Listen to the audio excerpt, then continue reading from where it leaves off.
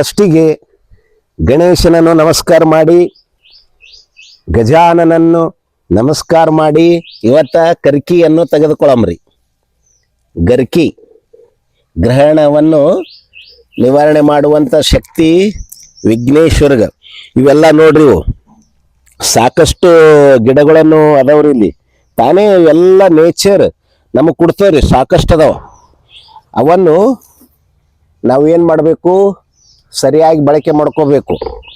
ನೋಡ್ರಿ, US ಒಳಗೆ ಹಾಗೆ ಅನೇಕ ನಮ್ಮ ದೇಶಕ್ಕೆ ಬಂದು 200 ವರ್ಷ ಆಳಿದರಲ್ರಿ, ಅಂಥ ದೇಶಕ್ಕೆ ಈಗ ಗುರುವಾಗಿ ಅನೇಕ ಮಕ್ಕಳು ನಿಂತಿದ್ದಾರೆ. ಗರ್ಕಿ ಜ್ಯೂಸ್ ಮಾಡಿ ಎಷ್ಟೋ ರೋಗಗಳನ್ನು ನಿವಾರಣೆ ಮಾಡ್ತಾರ್ರಿ. ಕೋಟ್ಯಾಧಿಪತಿ ಆಗ್ಯಾರ್ರಿ ಬರೇ ಗರ್ಕಿ ಒಳಗೆ.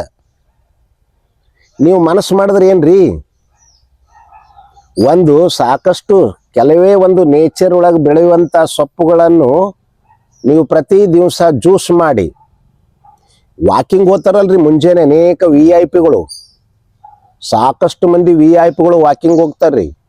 ಆ ಸಮಯದೊಳಗೆ ನೀವು ಗರ್ಕಿ ಜ್ಯೂಸ ಮತ್ತು ನೋಡ್ರಿ, ನಮ್ಮ ಕಡೆ ಇದಕ್ಕೆ ಏನತ್ತೀವ್ರಿ,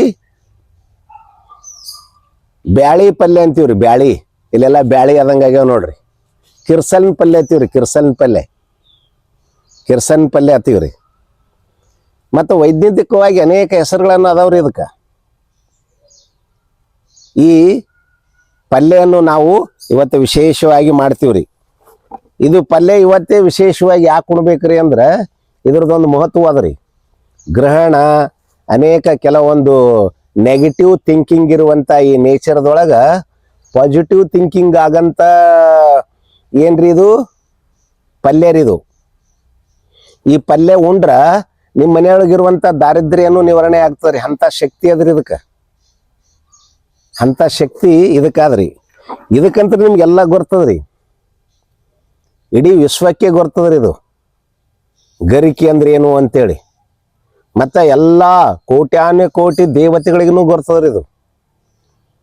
ನೋಡ್ರಿ, ಆ ಧನ್ವಂತರಿ ಹೇಳದಂಥದ್ದೇ ನಾವು ಈಗ ವೈದ್ಯರು ಇದನ್ನು ಉಪಯೋಗ ಮಾಡ್ಕೋತೀವ್ರಿ. ನೆಕ್ಸ್ಟ್